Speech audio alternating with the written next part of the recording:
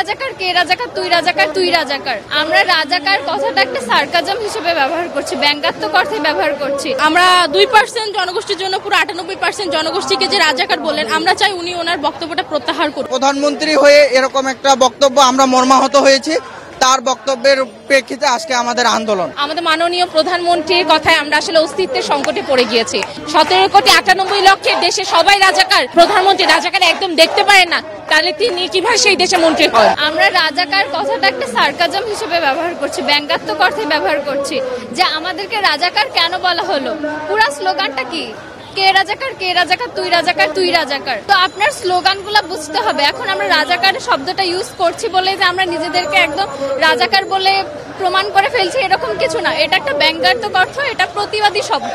আমরা মূলত গতকাল যে প্রধানমন্ত্রী বক্তব্য দিলেন, উনি প্রেস বিজ্ঞপ্তিতে যে হচ্ছে আমরা 2% জনগোষ্ঠীর জন্য পুরো 98% জনগোষ্ঠীকে যে রাজাকার বললেন, আমরা চাই উনি ওনার বক্তব্যটা প্রত্যাহার করুন। মূলত আমরা এই কারণে এখন রাজপথে নামছি। ওনার বিষয়ে বক্তব্য বলতে উনি আসলে কি ভেবে যে উনি এভাবে বললেন আমি আসলে বুঝতেছি না। আমার বক্তব্য এটাই যে উনি হচ্ছে আমাদের দাবিগুলো মেনে নিক, যৌক্তিক কোটা সংস্কার করুক এবং উনি যে বক্তব্য দিচ্ছেন উনি সেটা প্রত্যাহার করুক। দেশের প্রধানমন্ত্রী উনি কিন্তু সবাইরই প্রধানমন্ত্রী। আমরা যারা আন্দোলন করতেছি তাদেরও প্রধানমন্ত্রী, যারা বর্তমানে কোটা পাচ্ছে তাদেরও প্রধানমন্ত্রী। এই প্রধানমন্ত্রী হয়ে এরকম একটা বক্তব্য আমরা মর্মাহত হয়েছি।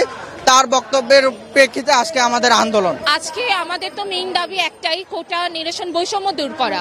আর এখন আসলে আমাদের মাননীয় প্রধানমন্ত্রীর কথায় আমরা আসলে অস্তিত্বের সংকটে পড়ে গিয়েছি। উনি যেহেতু বলেছেন 2 লক্ষ সার্টিফিকেটধারী মুক্তিযোদ্ধা বাদে সবাই রাজাকার, তাহলে এটা তো আমার অস্তিত্বের লড়াই চলে আসতেছে। আমি তো রাজাকার না, আমার বড় চাচা মুক্তিযোদ্ধা ছিলেন, আমি তো কখনো রাজাকার ফ্যামিলি থেকে বিলং করি না। আর আমার পরিচিত অনেক মুক্তিযোদ্ধা আছেন যারা ভেবেছে আমি কোনো সুবিধা নিতে মুক্তিযুদ্ধ করি নাই, তারা সার্টিফিকেট নেন নাই, তারা কি রাজাকার হয়ে গেল? দেশের জন্য রক্ত দিয়েছেন, শ্রম করেছেন, পরিশ্রম করেছেন, তারাও যদি রাজাকার হয়ে যায়? একটা 17,98,00,000 দেশে সবাই রাজাকার, প্রধানমন্ত্রী রাজাকার একদম দেখতে পারেন না, তাহলে তিনি কিভাবে সেই দেশে মন্ত্রী হন? কোটার বিষয়ে আমাদের দাবি হচ্ছে, কোটা আমরা বাতিল করতে চাই না। আমরা বিশ্বাস করি পিছিয়ে পড়া সংবিধানের মতামত অনুযায়ী পিছিয়ে পড়া গোষ্ঠীর কোটা পাওয়ার দাবি আছে, কিন্তু 56% কোটা কখনো একটা দেশের জন্য হতে পারে না। কোটা থাকবে, সংস্কার চাই। আমরা কোটা বাতিলের কথা কখনোই বলি নাই। আমরা চাই থাকবে কোটা, কিন্তু পরিমাণ নড়ে, এটা একটা ন্যায্য সংখ্যার পরিমাণ থাকবে।